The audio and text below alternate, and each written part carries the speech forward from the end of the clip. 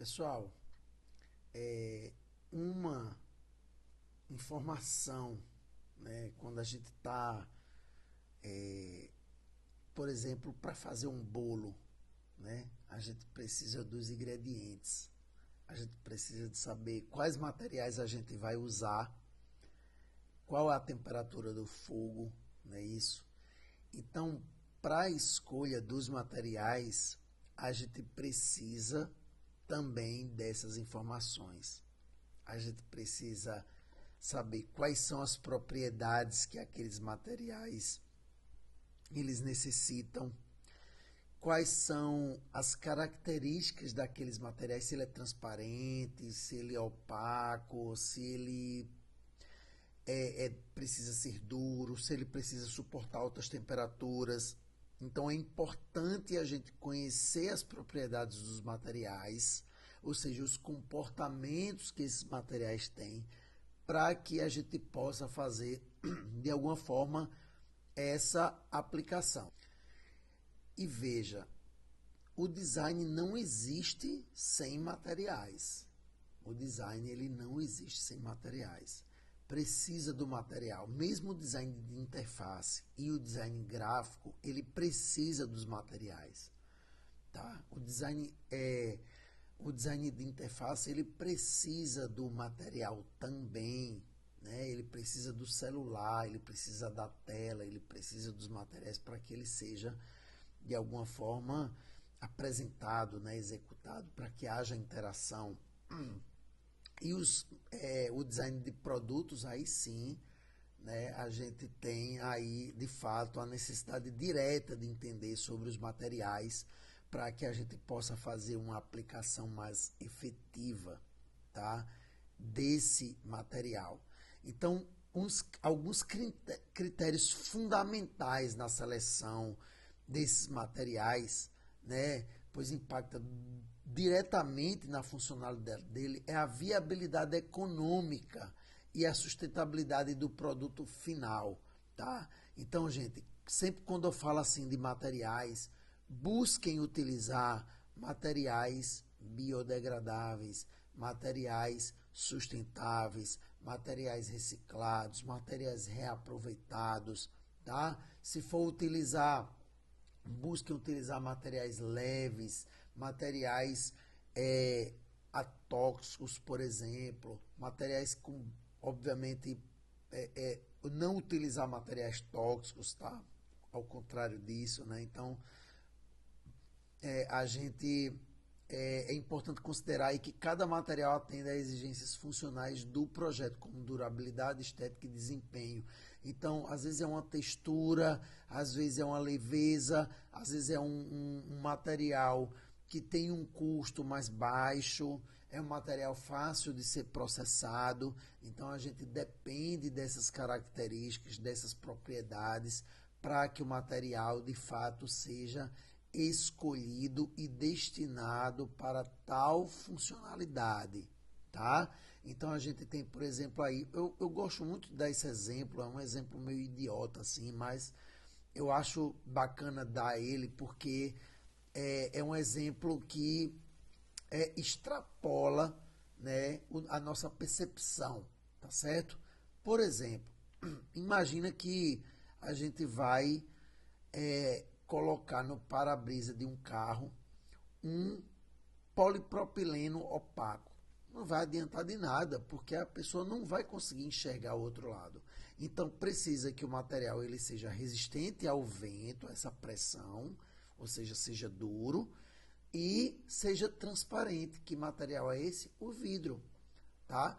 Então a gente tem que fazer questionamentos projetuais, tem que levantar informações projetuais para que a gente receba esses inputs com essas informações necessárias com os materiais para a gente fazer essa determinada aplicação. Tá certo? Então, é importante estudar, sim, sobre as propriedades desses materiais. Tá bom? Então, gente, o material define o processo. Então, qual material que você vai utilizar? qual é a forma desse material? É um fio? É um material metálico? Então, vai ser o processo de trefilação.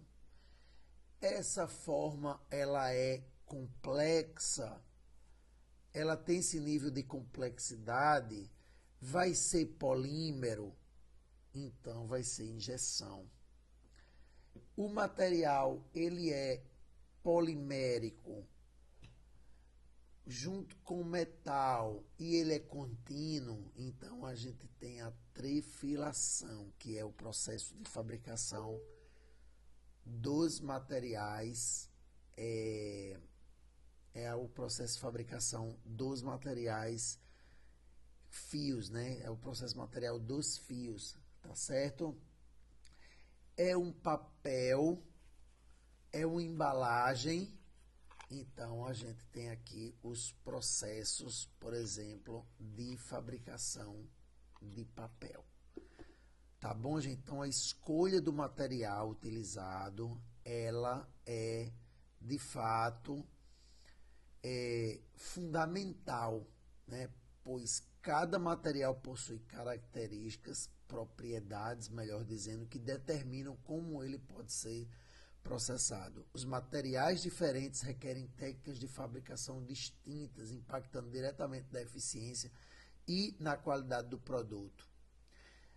Uma coisa importantíssima, gente, é a gente saber, de fato, qual é o foco do nosso produto, qual é o objetivo do nosso produto, tá? A gente precisa saber se aquele produto ele vai sim obter um baixo custo ou não, tá certo? Então, o processo ele define o custo e a forma do produto, tá certo? Como eu falei para vocês, o processo de fabricação selecionado para transformar um material em um produto final define não apenas o custo, mas também a forma e as propriedades do produto. Então, por exemplo, um produto desse aqui, ó, tá vendo? Ó? Ele é flexível, certo? Ele é flexível. Ele tem uma rosca aqui, certo? Que eu coloco aqui, ó, e tá bom? Tem essa pega ergonômica aqui que facilita para colocar embaixo, né, da axila e também, ó, fácil de retirar a tampa. Outro detalhe aqui é essa bolinha de plástico aqui, ó, certo? Ó, a gente tem aqui uma curvatura, certo? Olha a linha de processamento aqui, gente, ó. Essa linha de processamento, ó. Chega, demora a sombra sair dela, ó, ó. Isso aqui é a linha de processamento, né? Onde um molde ele pega e o outro aqui. Então, a gente tem aqui um molde bipartido, né? E o processamento de sopro, que é o material oco. É um produto oco, então a gente tem um processo de sopro aqui, certo? E aí, ó, a gente tem aqui essa bolinha, certinho? Então, o processo define o custo e a forma do material. O custo varia com o volume de produção. Gente, na história do design, a gente tinha o artesanato nessa transição, onde o artesanato ele não conseguia suprir de alguma forma essa demanda de necessidade das pessoas. Por isso que veio essa fabricação em série.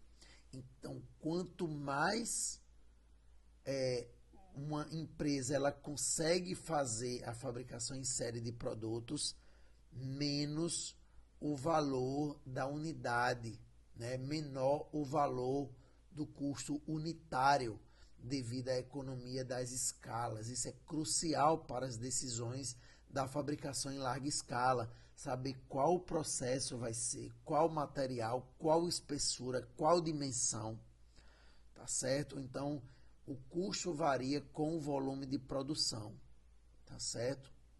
Inclusive, o peso também, tá certo? Então, essa seleção dos materiais depende um pouco disso aí, tá certo? Na próxima aula, a gente vai falar aí das classificações dos processamentos. O que a gente falou agora foi como fazer a seleção desses materiais.